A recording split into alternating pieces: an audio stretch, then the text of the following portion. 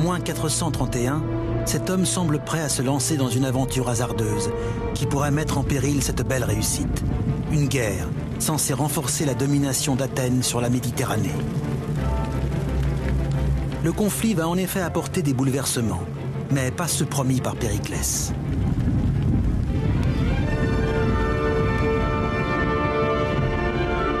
Dans cette époque troublée, un Athénien du nom de Socrate va devenir quant à lui le chef de file d'un nouvel empire inédit qui, aujourd'hui encore, est considéré comme l'héritage le plus précieux des Grecs, un empire de la raison.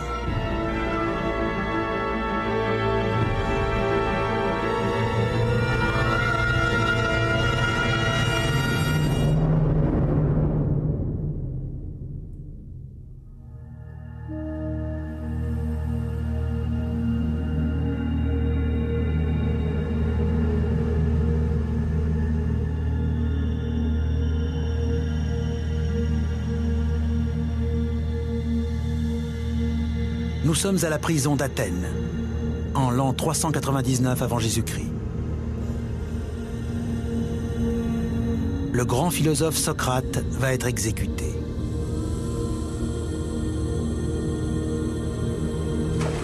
Au dehors, la cité est en ruine.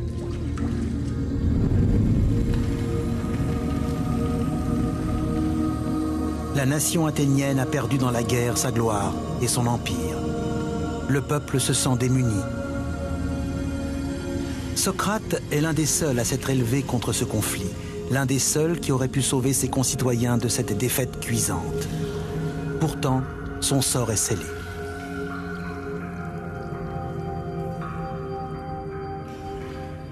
Comment les Athéniens ont-ils pu condamner à mort l'un de leurs esprits les plus brillants?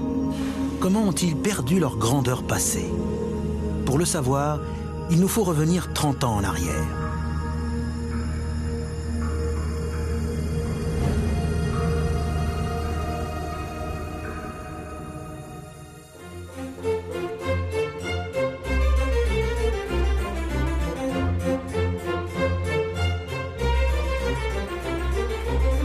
En 431 avant notre ère, la cité d'Athènes est la grande puissance de la Méditerranée. Périclès, issu d'une famille aristocratique, est à la tête de cette ville-État qui a bâti un empire maritime sur le pourtour de la mer Égée. Elle possède une imposante flotte de trières, des galères de combat.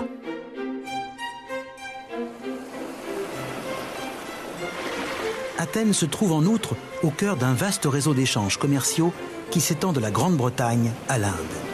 Une source de richesse considérable pour la cité.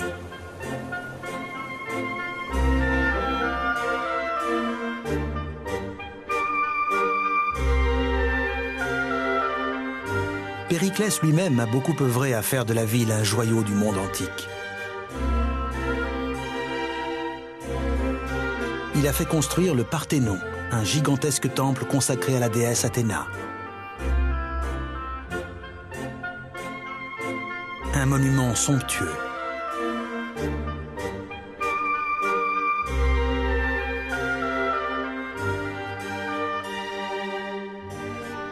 Mais malgré son autorité et son influence, Périclès n'est pas seul maître du pouvoir. Car Athènes est une démocratie.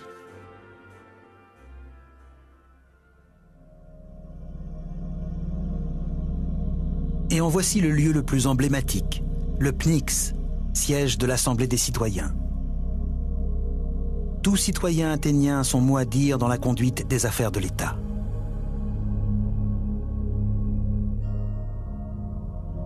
C'est ici que Périclès doit défendre sa politique et convaincre ses concitoyens.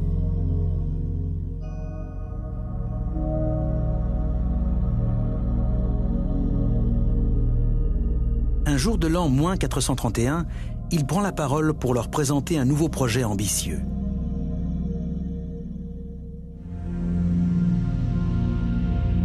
Un plan qui doit marquer l'apogée de la gloire athénienne.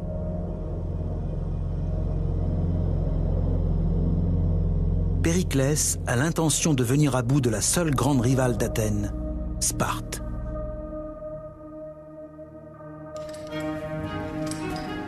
Sparte est la seule cité-État grecque capable de se mesurer à Athènes. Les Spartiates règnent sur le sud du Péloponnèse et possèdent une armée redoutable. Ils sont d'ailleurs entraînés à l'art de la guerre dès leur plus jeune âge.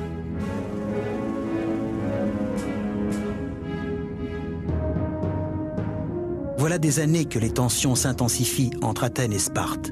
Pour Périclès, il est temps d'en découdre avec ce dangereux rival. Athènes pourra ainsi régner sans partage sur la Méditerranée.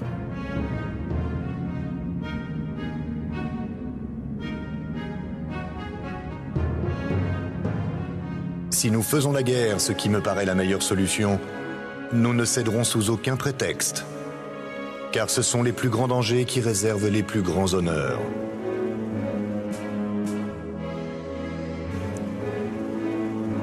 L'Assemblée des citoyens se rallie au projet de Périclès. Après tout, Athènes n'a jamais reculé devant le danger. Dans l'Antiquité, les Grecs n'étaient pas un peuple pacifique, loin de là. L'état de guerre était la règle et la paix plutôt l'exception. Quant aux Athéniens, ils étaient aussi belliqueux que les autres Grecs.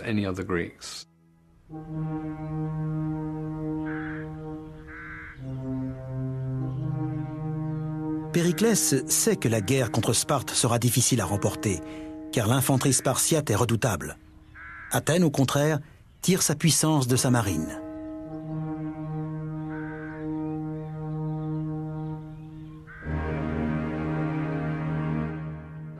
L'homme d'État a donc mis au point une stratégie sophistiquée.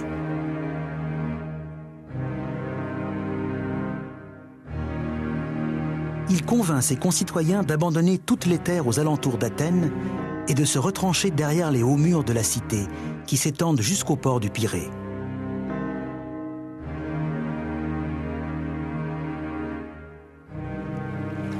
Le ravitaillement se fera par la mer. Des navires marchands achemineront les céréales et les denrées indispensables depuis les colonies et les alliés d'Athènes sur le pourtour méditerranéen.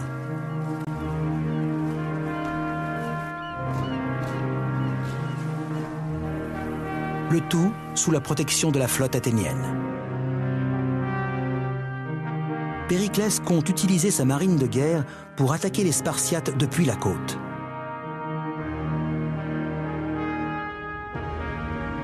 Cette stratégie révèle un jugement très fin.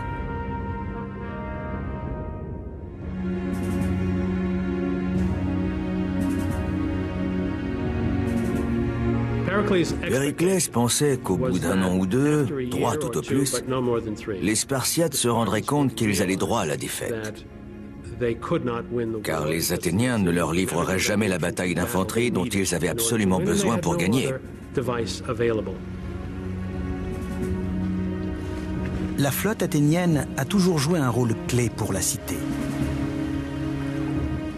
Elle lui a assuré de grandes victoires militaires et lui a permis de se constituer un empire.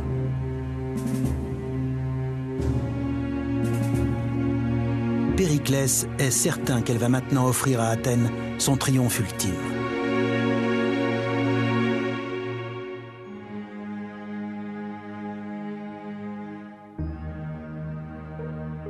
Les Athéniens affluent donc derrière les murs de la ville.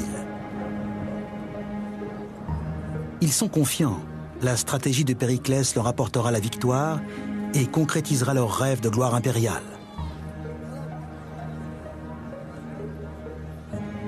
Mais au milieu de cette foule galvanisée, un homme refuse de se laisser convaincre.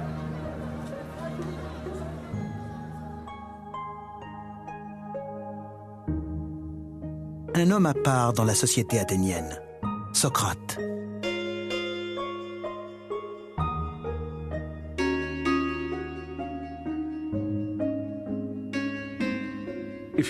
La première chose qui devait frapper ses concitoyens quand ils rencontraient Socrate, c'était son physique disgracieux. Sa tête était trop volumineuse, ses yeux trop grands et son nez avait une forme bizarre. Son apparence était contraire à toutes les règles de l'esthétique grecque classique et aux conceptions qu'on avait des proportions et de la mesure.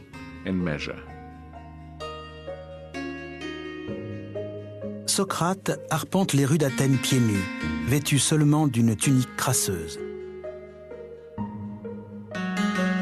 Il ne se soucie absolument pas de son apparence, ni des conventions de son époque.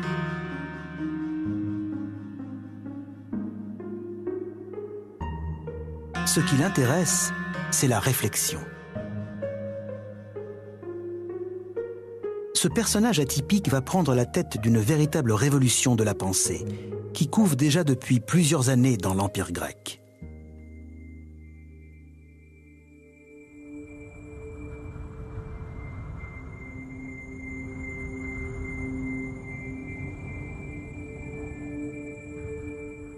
Pendant des millénaires, l'humanité a cru que le monde qui l'entourait, le soleil, les étoiles et la lune, étaient en réalité des divinités et des esprits.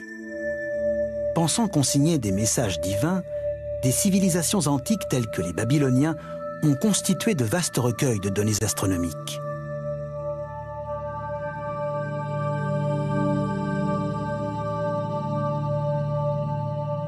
Ce calendrier venu de Babylone recense par exemple le lever et le coucher des constellations, ainsi que les dieux qu'elles représentent.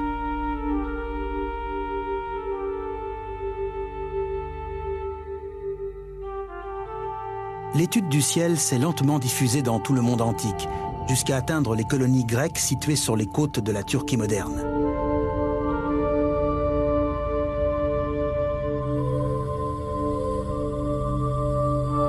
C'est là qu'un bouleversement s'annonce. Car les Grecs s'approprient ce savoir astronomique et le transforment entièrement. Avec eux s'amorce la fin du règne des divinités et le début de celui de la raison. Peu à peu, les Grecs ont commencé à dire « Les étoiles ne sont pas des êtres vivants, ce sont des objets. Le monde est régi par un ordre global que l'esprit humain peut appréhender et comprendre. »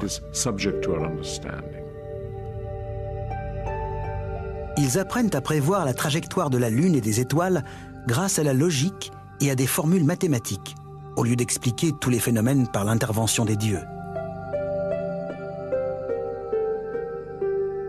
C'est la naissance de la science. Thalès, le premier grand scientifique grec, rédige ainsi un traité de navigation pionnier qui explique comment utiliser les étoiles pour se guider. Et lors d'un voyage en Égypte, Thalès est aussi le premier à mesurer la hauteur de la Grande Pyramide. Il a eu l'idée géniale de se poster à côté de la pyramide, sous le soleil. Lorsque sa propre ombre a atteint exactement la même taille que lui, il a mesuré l'ombre de la pyramide et en a déduit la hauteur de la construction. C'est en fait l'application d'un théorème de géométrie beaucoup plus complexe. Les savants grecs seront aussi les premiers à supposer que la Terre est sphérique et non plate, et à en calculer la circonférence. Ils inventeront aussi la machine à vapeur, la pompe à eau et les ponts suspendus.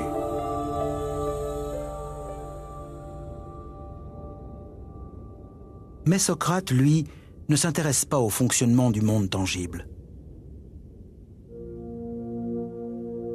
Son nouveau mode de pensée, fondé sur la raison et la logique, lui sert à étudier ses semblables.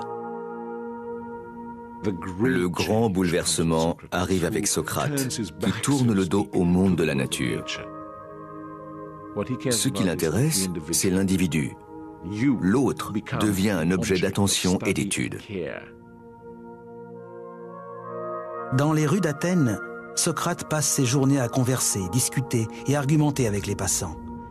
Avec plus de 150 000 personnes regroupées derrière les murs de la ville, il est dans son élément.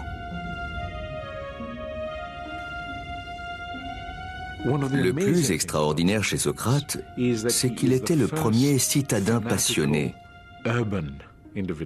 Il adorait la cité et a fait de la vie de la cité l'une de ses préoccupations centrales.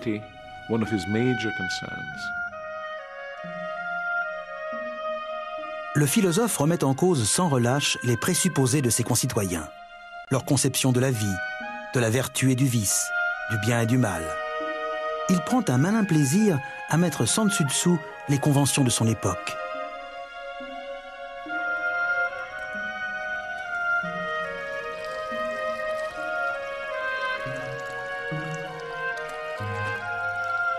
Xénophon, l'un des disciples de Socrate, relate comment, lors d'un banquet, le philosophe prouve à un convive qu'il est en réalité plus beau que lui.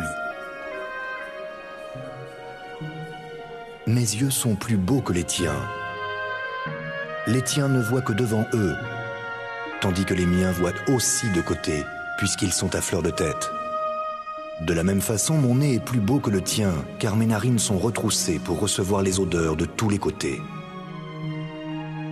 Voilà qui est typique de Socrate, présenter le monde sous un jour inédit grâce à la raison et à la logique. Pour Socrate, nous devons prendre nos décisions selon notre conception de ce qui est bon et de ce qui est mauvais, de ce qui est vertueux et de ce qui ne l'est pas. À ses yeux, la liberté de penser est d'une importance capitale, même si elle consiste à chambouler les idées reçues. Je vous dis que le plus grand bien de l'homme, c'est de s'entretenir chaque jour des choses dont vous m'avez entendu discourir. Une vie qu'on n'examine pas ne vaut pas d'être vécue.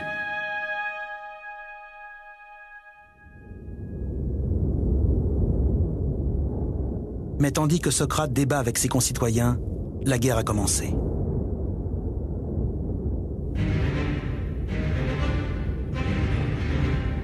Les Spartiates envahissent la région d'Athènes et mettent le feu aux terres agricoles environnantes.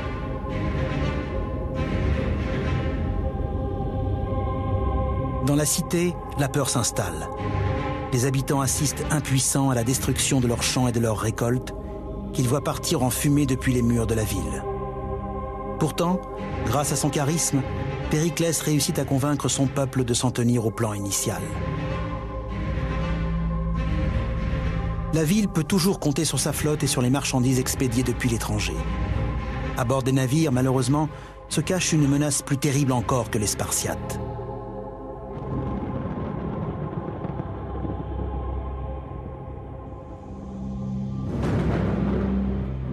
Car après un an de conflit, les vaisseaux chargés de céréales apportent dans leur cale une cargaison imprévue, le bacille de la peste.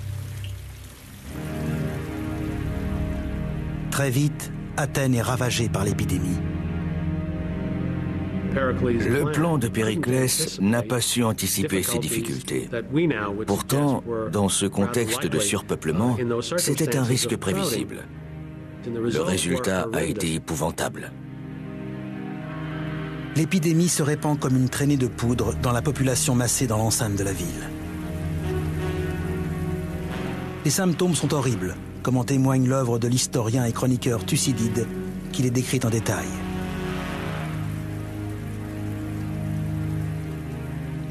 En général, on était frappé sans aucun signe précurseur, mais à l'improviste. D'abord, on ressentait de vives chaleurs de tête, les yeux devenaient rouges et enflammés. Puis le mal descendait dans les intestins et y provoquait de fortes ulcérations suivies d'une diarrhée opiniâtre. Il est impossible de dépeindre les ravages de ce fléau. Il sévissait avec une violence irrésistible. La ville devait être dans un triste état, frappée d'une puanteur insupportable. C'était un enfer où régnait la terreur.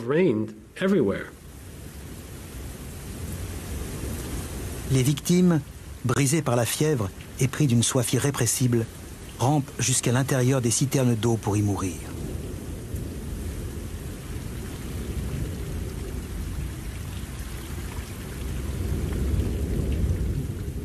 Thucydide assiste à des scènes déchirantes dans les rues.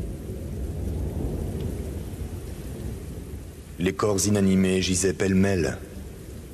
Des infortunés se roulaient dans les rues à demi-morts. Les hommes, atterrés par l'immensité de la catastrophe, avaient perdu le respect des choses divines et sacrées. La peste a eu des effets dévastateurs sur Athènes. Le tissu social de la société athénienne s'est désintégré. Les gens ne voyaient plus l'intérêt d'être vertueux. À quoi bon faire le bien puisque tout le monde mourait sans discrimination?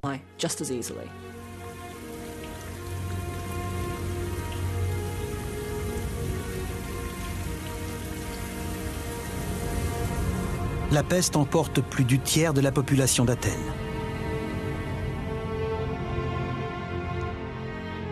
Elle frappe aussi l'homme le plus emblématique de la cité, Périclès.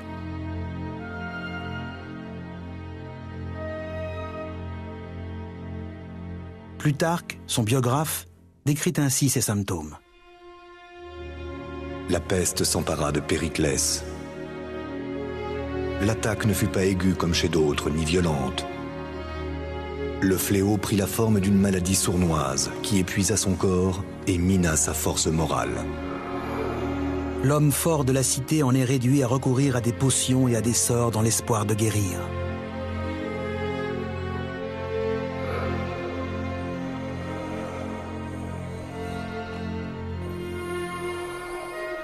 Périclès, recevant la visite d'un de ses amis, lui montra une amulette suspendue à son cou par les femmes, comme la preuve qu'il devait aller bien mal pour supporter cette sottise.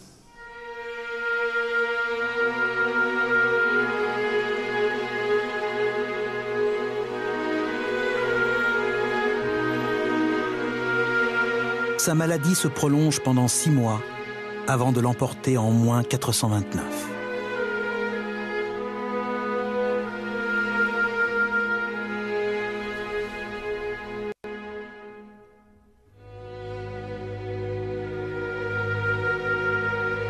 Périclès nourrissait l'ambition de faire d'Athènes la première puissance de la Méditerranée. Mais sa stratégie soigneusement planifiée n'a apporté que la désolation.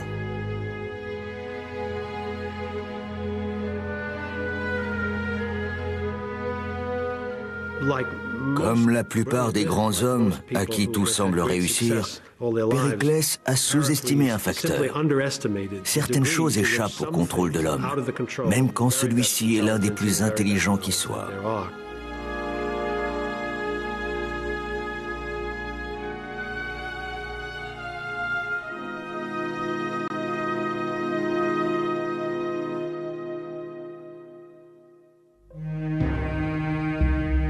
Sa mort a des effets considérables. Il s'avère très vite que le bon fonctionnement d'Athènes reposait jusqu'à présent sur un seul homme, celui qui vient de mourir. Plutarque décrit les changements rapides qui s'ensuivent.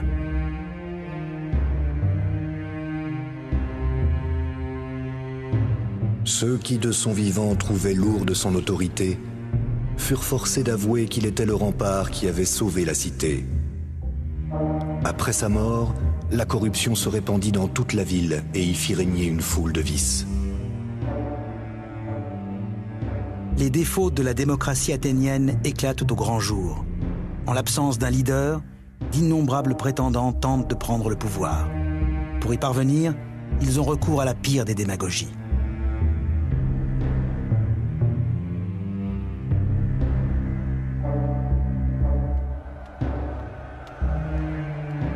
Pour flatter le peuple, les successeurs de Périclès, qui voulaient tous se hisser au premier rang, étaient portés à lui abandonner les affaires.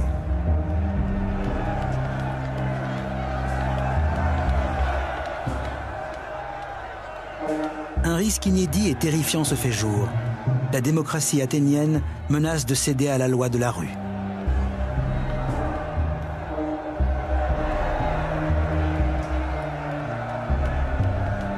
Dans ces conditions, difficile de poursuivre la guerre.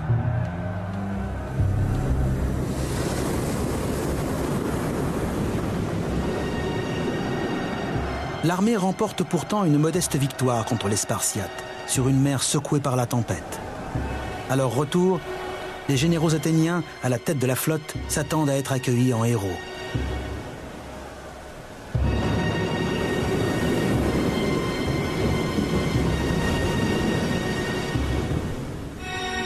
Mais dès leur arrivée, ils sont jetés en prison.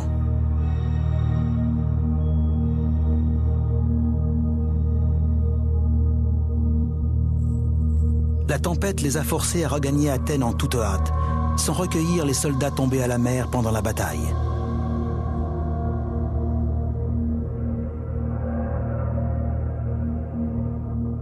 Des orateurs habiles persuadent la population que ces généraux ont commis là un crime épouvantable et ne méritent qu'un jugement sommaire avant d'être exécutés.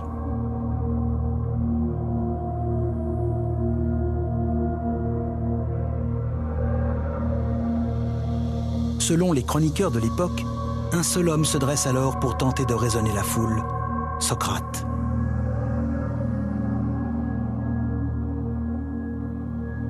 Seul contre tous, Socrate s'est élevé contre les réactions furieusement agressives exprimées par l'opinion publique. Il a campé sur ses positions, a déclaré que c'était une erreur et qu'il allait voter contre. Les principes prônés par Socrate trouvent ici une application concrète.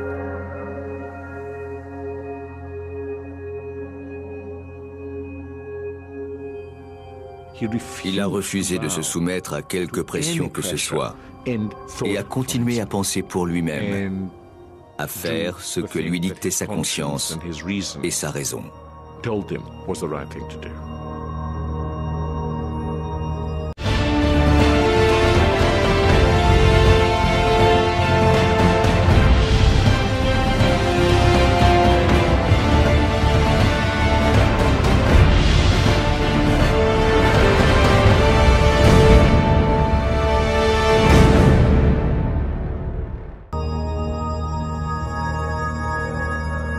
Mais au final, Socrate reste une voix bien solitaire.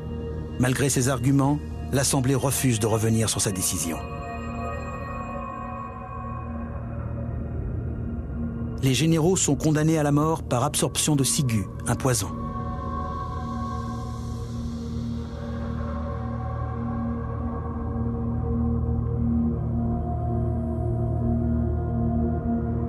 C'est une perte énorme pour l'effort de guerre athénien.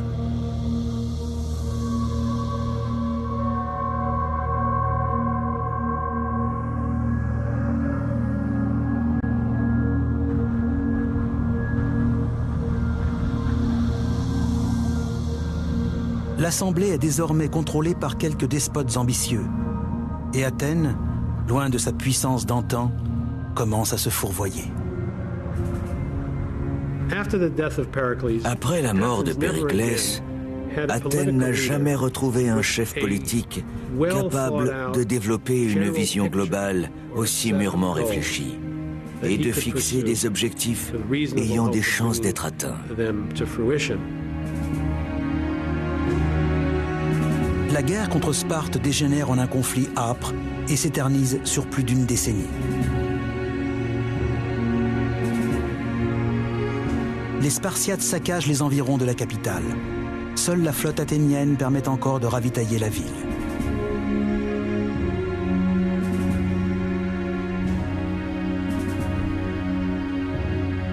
Aucun des deux camps ne parvient à prendre le dessus.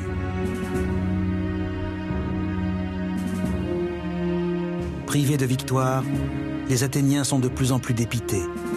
Après tout, leur État passe pour être le plus puissant de toute la Grèce. Il est temps à leurs yeux de prouver leur force une bonne fois pour toutes.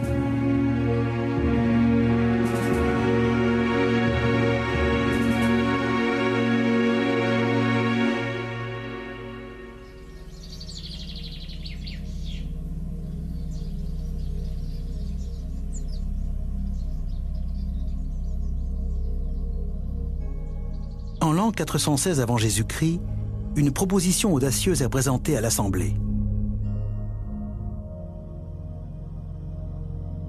Même si elle ne garantit pas la défaite de Sparte, elle devrait permettre aux Athéniens de satisfaire leur soif de gloire.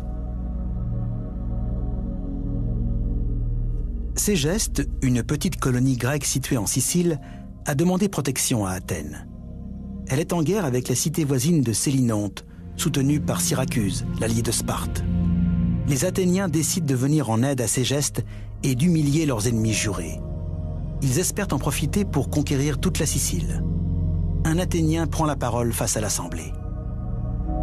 Nous-mêmes, comme tout le monde, nous n'avons acquis l'Empire qu'en nous portant à l'aide de ceux qui sollicitaient notre assistance. Menons cette expédition pour rabattre l'orgueil des Spartiates. Nous nous placerons tout naturellement à la tête de la Grèce entière.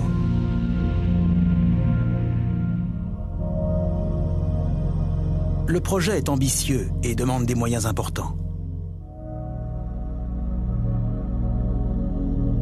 Notamment une vaste flotte de vaisseaux de guerre et quelques 10 000 hommes pour assurer le débarquement en Sicile.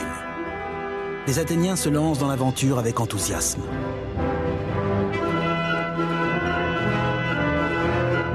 Les armuriers rallument leurs forges.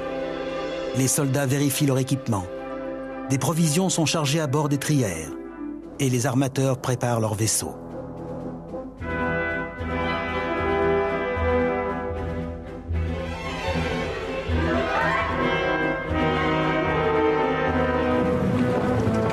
La puissante force d'invasion met le cap sur la Sicile avec tambour et trompette.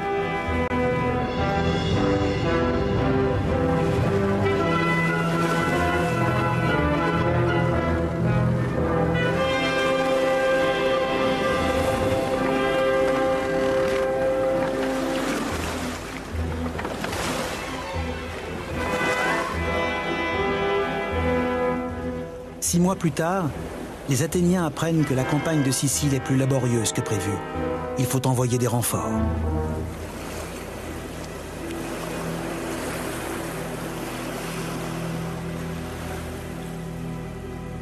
Et sur ce, plus de nouvelles.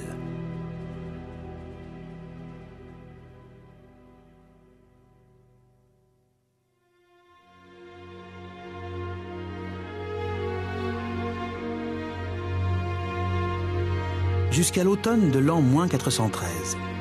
Un marin arrive alors à Athènes.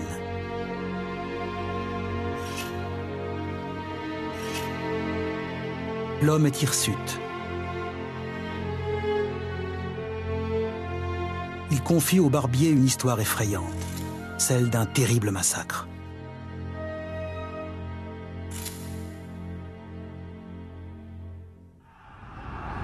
Une armée d'envahisseurs mise en difficulté à peine débarquée. Des chefs de guerre incapables de se mettre d'accord sur une stratégie commune. Une pénurie progressive d'eau et de nourriture. Enfin, une tentative désespérée de traverser un cours d'eau pour prendre la fuite.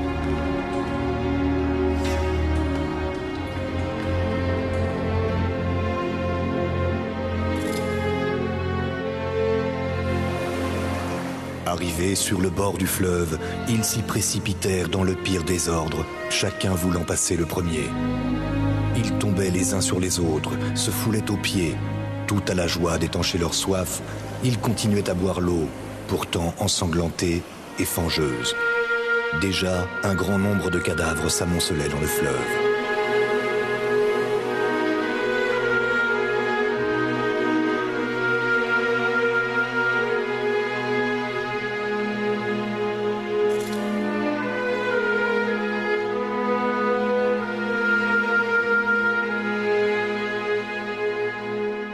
C'est ainsi que les Athéniens apprennent qu'ils ont été victimes de l'une des plus grandes défaites de l'Antiquité. Plus de 50 000 hommes ont été tués ou faits prisonniers.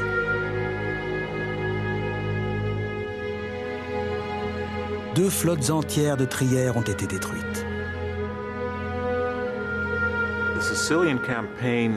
Le désastre de la campagne de Sicile avait plusieurs causes. D'abord, c'était une destination éloignée de plus de 1000 km d'Athènes. Ensuite, une fois sur place, ils se sont disputés sur la marche à suivre. Mais surtout, ils n'avaient pas de réelle raison stratégique ni tactique à se lancer dans cette campagne. Leur motivation était purement intéressée. Aveuglés par leur rêve de gloire impériale, les Athéniens se sont engagés dans une campagne absurde et vaine. Ils ont cru à tort qu'ils pourraient débarquer rapidement, mobiliser les habitants, remporter une victoire éclair et gagner dans l'affaire un territoire prospère.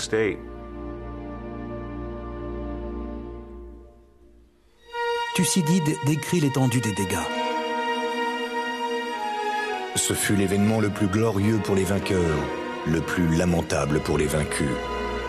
La défaite des Athéniens était entière et leur ruine totale. Armés de terre et vaisseaux, ils perdirent tout.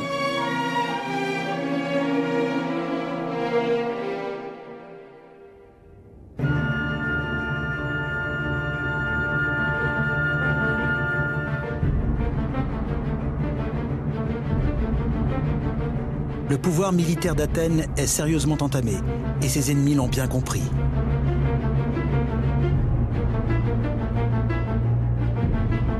Ainsi, les Perses, humiliés par Athènes 50 ans plus tôt, voilà l'occasion rêvée de prendre leur revanche.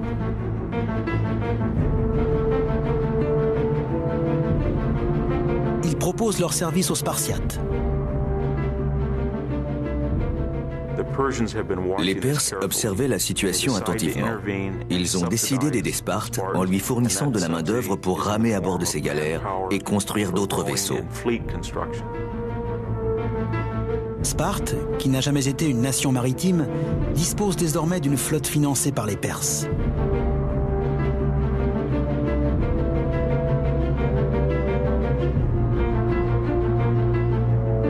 En face, la force navale athénienne a été décimée par la campagne de Sicile. Les Spartes organisent donc le blocus des ports d'Athènes. Les convois de céréales venus d'Égypte et des colonies grecques ne peuvent plus passer. Bientôt, la famine frappe la cité.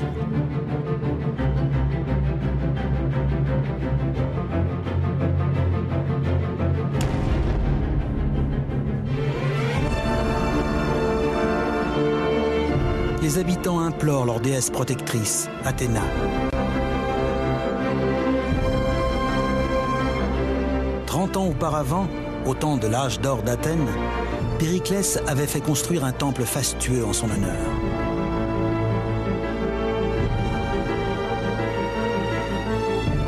Mais les prières restent sans effet.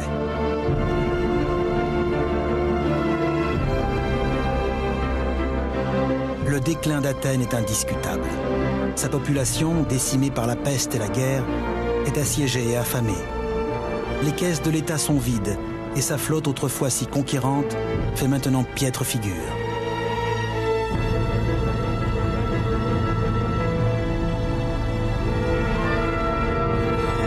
En l'an -404, Athènes finit par se rendre au chef militaire de Sparte, Lysandre.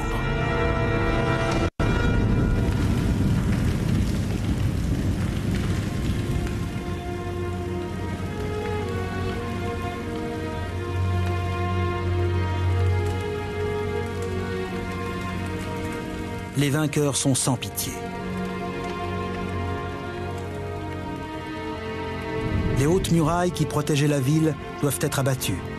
Ce qui reste de la flotte sera détruit.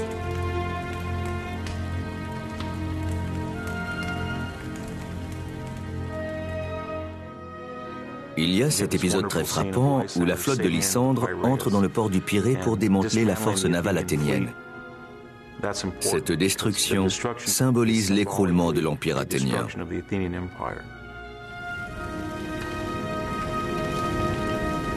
Les vainqueurs mettent le feu aux derniers vaisseaux de la marine athénienne. Seuls 12 navires sont conservés.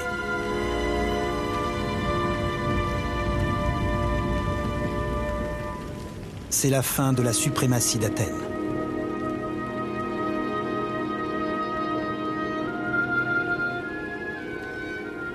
Les Athéniens ont très nettement surestimé leur capacité.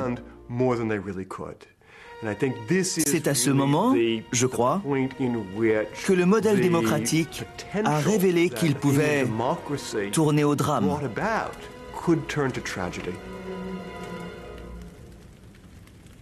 Ils ont accompli de grandes choses, mais n'étaient pas tout-puissants. Mais il faudra une ultime manifestation de vanité et de violence pour que les Athéniens commencent à se racheter une conduite et pour que leur ville renaisse de ses cendres.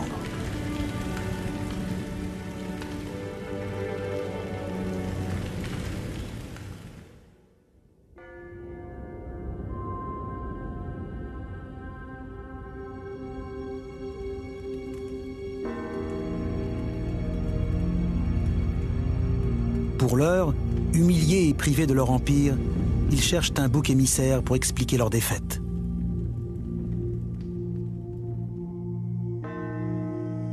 Pour eux, il y a un ennemi à l'intérieur même de la cité. Un homme qui a osé contester leur rêve de suprématie.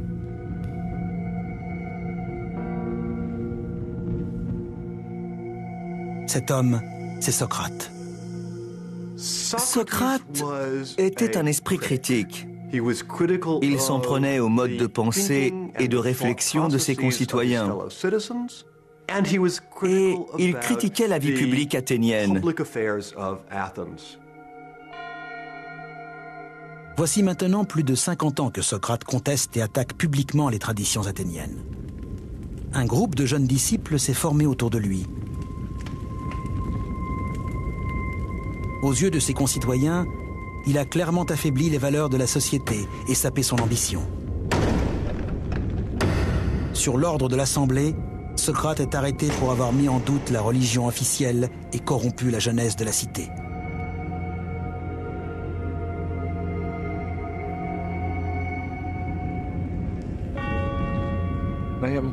Dans une société assez concentrée comme Athènes, il est évident qu'un individu qui remet constamment en cause des principes de gouvernement séculaire est perçu comme un danger important, au moins par certaines personnes. On comprend très bien pourquoi quelques centaines d'habitants voulaient se débarrasser de lui. Les Athéniens vont juger l'homme qui a osé contester leur façon de vivre.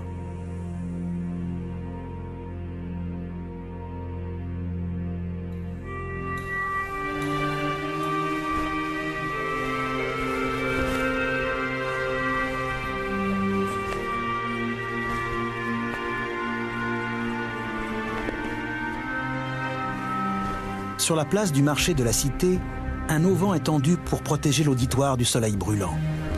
C'est ici que Socrate va être jugé, par un tribunal dont les membres sont tirés au sort.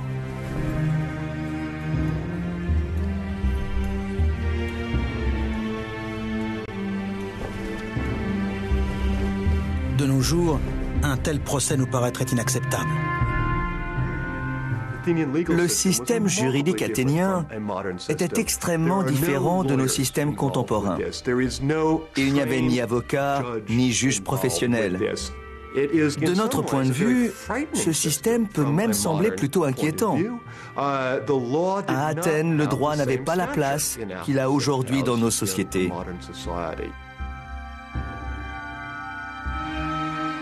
Le procès de Socrate est semblable à celui des 6 généraux condamnés à l'exécution sommaire 7 ans auparavant.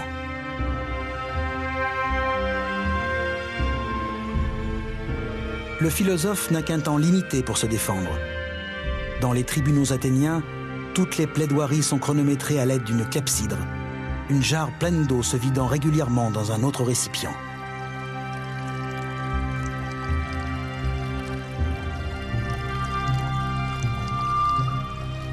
Socrate ne faiblit pas face à ses accusateurs. Bien au contraire, il s'entête et explique que ses principes de vie, loin d'avoir corrompu Athènes, n'ont amené que des bienfaits à la cité. La comparaison vous paraîtra peut-être un peu ridicule. Mais je suis attaché à cette ville comme à un coursier puissant que sa grandeur même appesantit et qui a besoin d'un éperon qui l'aiguillonne. C'est ainsi que j'ai été choisi pour gourmander chacun de vous partout et toujours, sans vous laisser aucune relâche. Il ne cherche nullement la compassion du tribunal, mais place sa vie et sa personne en porte-à-faux avec l'État athénien tout entier.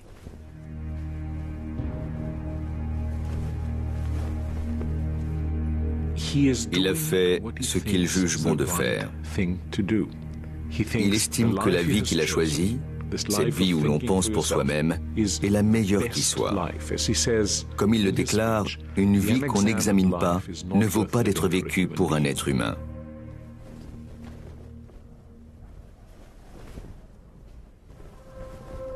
Socrate aurait pu présenter ses excuses au tribunal. Peut-être aurait-il été acquitté. Mais au lieu de cela, il réclame d'être nourri gratuitement à vie en récompense de son travail. On imagine la réaction du tribunal et de l'auditoire à l'époque. Ils ont dû en rester sans voix. Au moment du vote, le verdict est sans surprise.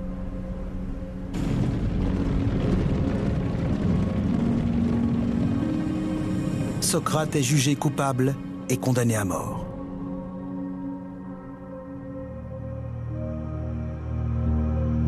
Il réagit avec une sérénité et un calme étonnant.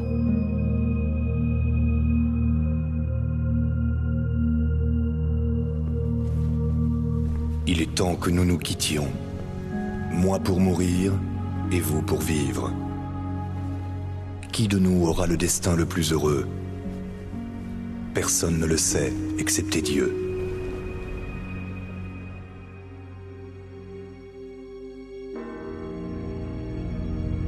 Socrate est conduit à la prison d'Athènes.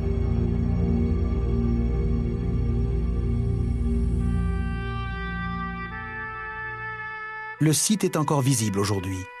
On y devine les contours de la cellule dans laquelle Socrate a sans doute été incarcéré.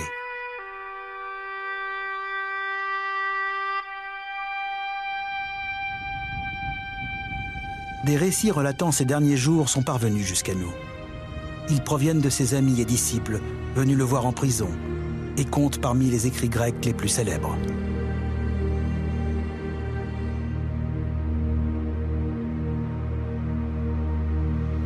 Avec sa mort, Socrate va transformer Athènes.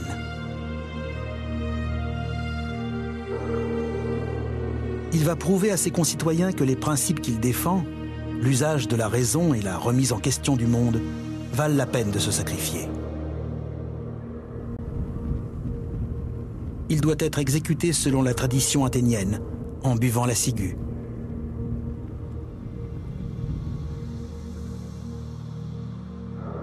Certains récipients destinés à contenir le poison ont été conservés. Ce mode de mise à mort est atrocement douloureux, car il paralyse progressivement le système nerveux central.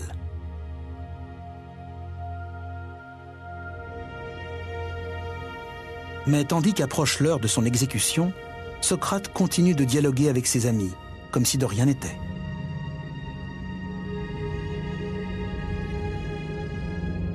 C'est en cet instant que la destinée m'appelle. C'est en effet l'heure pour moi d'aller au bain, car je crois qu'il vaut mieux prendre le bain avant de boire le poison et épargner aux femmes la peine de laver un cadavre. Mais ses amis sont bouleversés. Voici le récit de l'un d'eux, Phédon.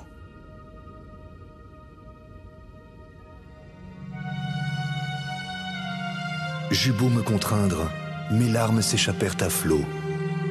Alors je me voilai la tête et je pleurai sur moi-même. Tous les disciples avaient le cœur fendu, excepté Socrate lui-même qui dit « Que faites-vous là, étranges amis ? J'ai toujours entendu dire qu'il fallait mourir sur des paroles de bon augure. Soyez donc calmes et fermes. »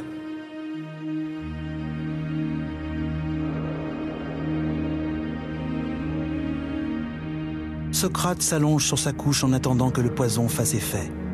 Ses amis l'observent en silence.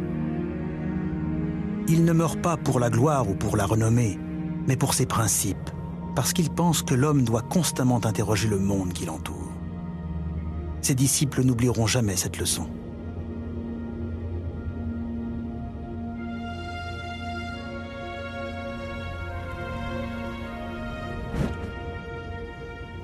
Socrate, par sa vie et sa mort, devient un héros grec d'un nouveau genre. Désormais, le héros est un homme de conviction qui suit exclusivement ce que lui dicte sa conscience intellectuelle. C'est une façon inédite de concevoir l'humain et l'idéal de l'homme vertueux.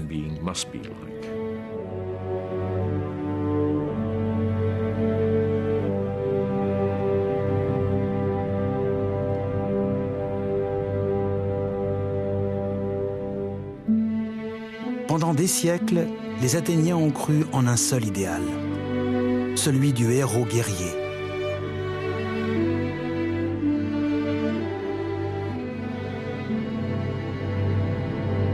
Ceci les a conduits à vaincre des ennemis puissants et à bâtir un empire influent. Mais après avoir vécu l'humiliation de la défaite, ils découvrent une nouvelle figure emblématique à vénérer.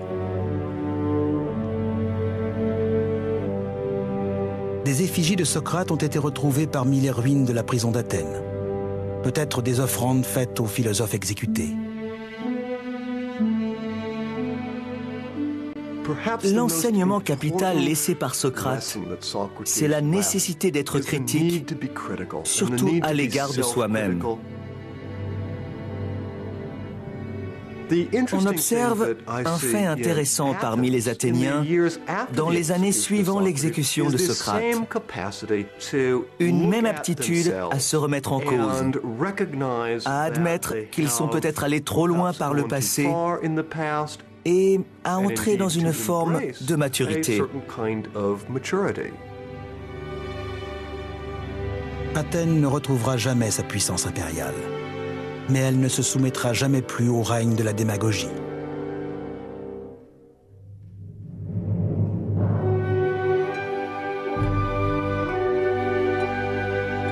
Au contraire, elle devient la cité du questionnement intellectuel. Un lieu d'étude et de débat où les disciples de Socrate, puis leurs propres élèves, dessineront les contours d'un monde fondé sur la raison.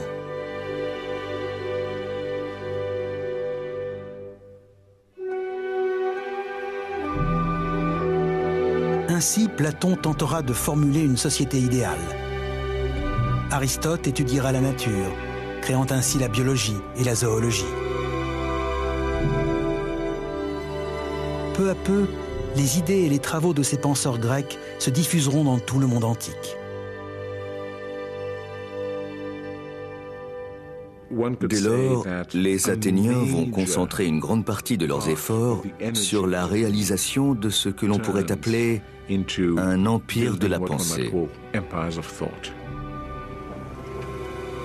Auparavant, Athènes envoyait ses vaisseaux dans ses colonies pour y collecter l'impôt.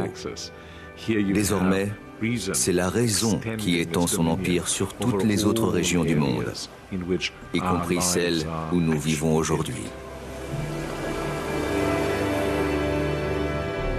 Et les principes socratiques, la raison, la remise en cause des évidences et du monde qui nous entoure, s'installent dans la durée.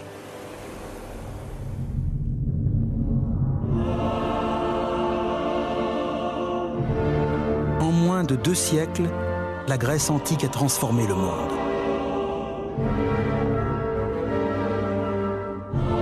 Au milieu des ruines, quelques grands personnages ont créé un nouvel empire puissant. Ils ont inventé la démocratie et la politique, la science et la philosophie.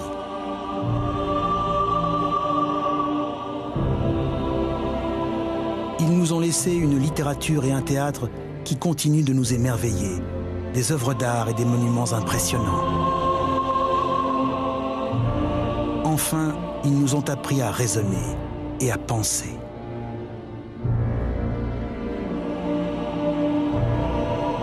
Si bien qu'aujourd'hui, notre monde est encore pétri de ces avancées extraordinaires, vieilles de près de 2500 ans.